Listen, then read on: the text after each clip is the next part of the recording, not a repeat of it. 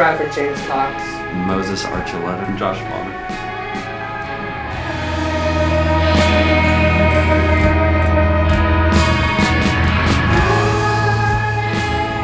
You're at the Rare Book Room. I'm Nicholas, and I run it. Well, I know their first two records, well, Cryptograms and Fluorescent Gray, were pretty much done live, and then they brought the mix, the multi-tracks here, and then I mixed them. Nick and I have real similar sense of humor. We get along really, really well. I love the dude, and we have a really good workflow. Above all, he's just extremely talented at getting us the sounds we want. I might have been the one person in that. When they first came in, we just kind of sat around and just decided how we're going to approach the record as a whole. I was a big proponent of trying to get an identity for each song, like a certain sound, a feeling, a technique associated with it, so that there was something very specific about it. We had demos prepared and listened to those, and then he would take an approach to it that fit the song the best. Well, these are the parts that are on the demo.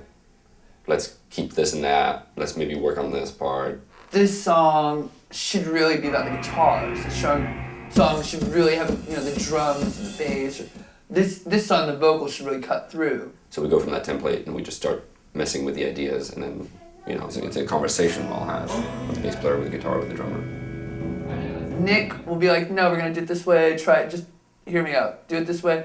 And then the result is usually like way, perfect. It's what I didn't know that I wanted it to sound like.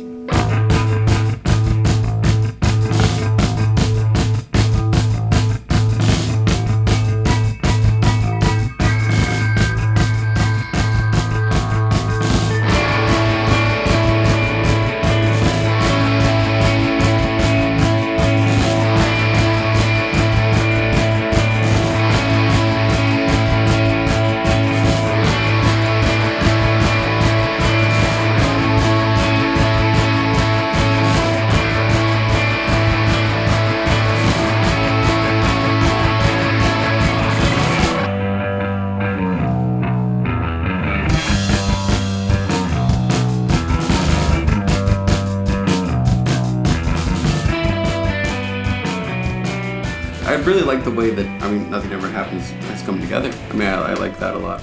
The way it kind of fleshed itself out with all of us playing, I hadn't heard Josh's demo. So I basically heard it for the first time and wrote my guitar part and wrote the vocals really fast. It's the newest sounding Deerhunter song. It's more complex without trying to be technical. Come for me, come for me. Come for me, come for me, come for me, cover me, come for me, come for me. Well, agoraphobia, it's the opposite of claustrophobia. In the context of the song, I'd seen this thing, this ad, and it was really disturbing to me. It was like a German boy who wanted to be buried alive by a master who would bury him alive and keep him just from dying, keep him on the point of dying. I just found it really disturbing, and it stuck with me. And Lockett had written this really upbeat pop song. The lyrics just started coming to me in my head, and they're a little heavy-handed. I'm sure a lot of people will be like, oh God. It's a very pleasant atmosphere is insinuated, but really it's very apparent that there's a lot of darkness under the surface, It's just that juxtaposition of the aesthetic of something that's a lot more safe than it actually is. I guess I'm gonna go on this one. The sweep in general was really difficult for me because I had these ideas in my head that were really far out. Hey, I need a level from you on the guitar and the vocal. Me? Yep, you, Bradford. Blah, blah, blah. Boobity ba ba ba ba ba. Check, level check.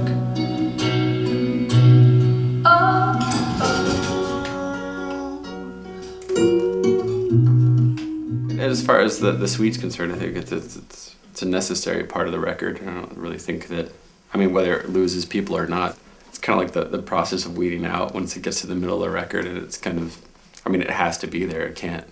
I mean, it's not optional. I don't feel. So. I really like it a lot, actually. It's adventurous and it's varied because it has like the 3 parts, but it's all within like 5 minutes, so nothing overstays its welcome. And it came together really neat because we had ideas for it, but we really weren't sure how we were gonna put them together until we got here of all the songs. Because like Bradford said, it wasn't so much a matter of lining up these certain parts and everything and just playing them and you're done. Like it was a little more abstract than that, and so it was I guess it's like exciting to see how that came out just because it's a little more shrouded like before we came here. You want to try one?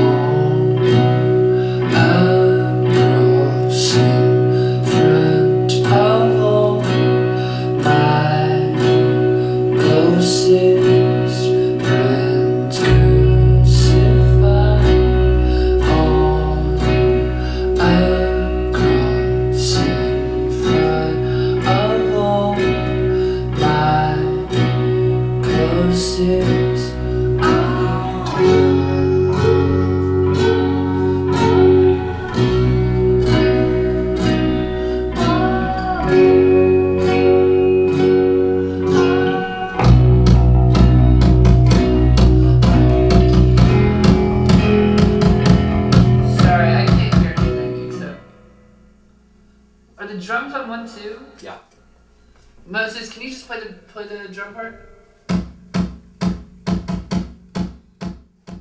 Like, I kind of wanted to just make an album that explores like what's familiar to us, you know. I mean, to me, like a lot of it kind of sounds maybe a little 90s or something, you know. I want to make songs that like a wider, younger audience can get behind, you know. A kid who just, you know, is just now getting over like My Chemical Romance or something, or like, you know, just now thinking like, kind of, I want to hear something a little bit more experimental, like not in a sellout way, just in a way that it's like it's more fun that way.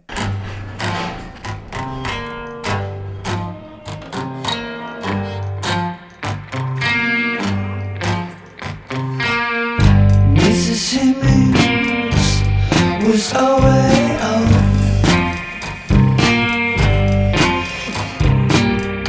Pretty soon we were all okay.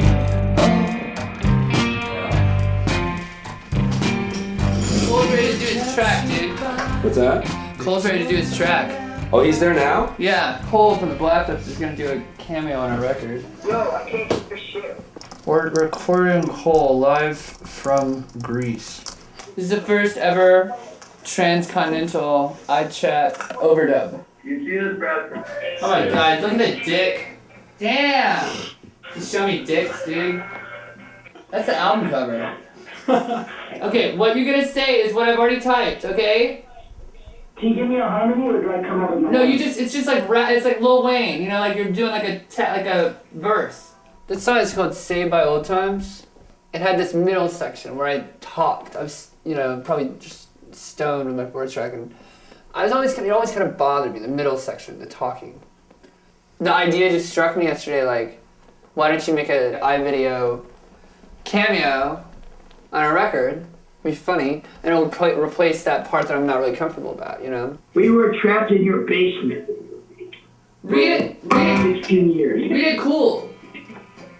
I am. Oh, okay. You do now. We were trapped in a basement for a war of 16 years. In a combat for victory. In combat with ourselves. In combat with these cultural vampires. We were trapped in the basement of the teenage house. That was good. Were we recording? Yeah. It's hard to be crazy and clear at the same time. Well, if you combine crazy and clear, I think you'll get queer. That's hard to do though. Okay. So be queer. Alright. Think Fred Schneider. We were That's all right. trapped in the basement. Okay. Yeah. Okay. No. Wait, maybe that's a bad idea. Let's do a track like That's a that. bad idea. With Cole, it's more like, all right, this is where the fucking awesome, bizarre insanity happens. You know. That's why I think that me and Cole are on the same wavelength. Is we have the same goal. I do it differently though. I mean, I also don't mind having like pretty things. You know, like whereas he's all about wanting to just like, you know, like finger Satan constantly.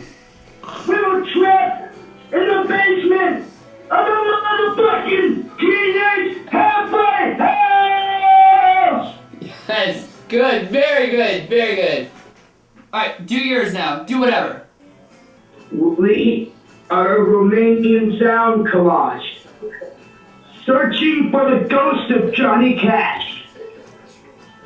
But his futile coffin will not let us gain entry into the immortal soul of the redneck faggot.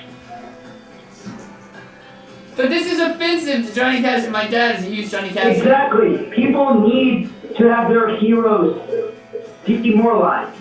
Demoralized? Put a beep on there. Go beep. No, but I don't want to call Johnny Cash a beep. Johnny Cash did that. The faggot does not bother me. I don't care about faggot. Faggot's cool. Faggot's okay. I can put faggot What's back. wrong? My dad, if he hears that... Hero. I know, my dad He's an is... American hero. But my dad is like a huge... Like, my dad worships... I am too. No, dude. Like born in Sue. Can you replace Johnny Cash with like... Who's that dude that got busted? Spitzer. I could say George Bush, but that would be so boring. And Marquis Assad. Marquis Assad, yeah. You don't get it. No. What about Jessica But Tandy? Jessica Tandy. Old black bandit. I can't stand it on your planet. Old black bandit. I can't stand it on your planet. Old black bandit.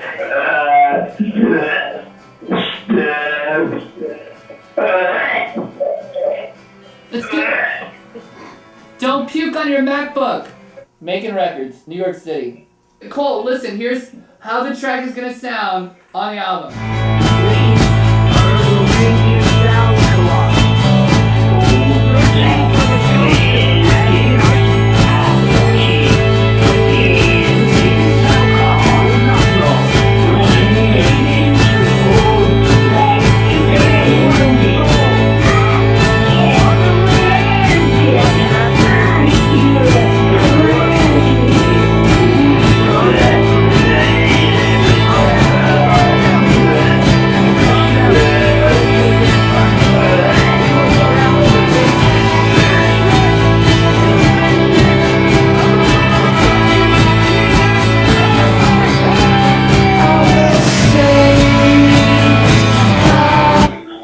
What do you think, dude? Cool.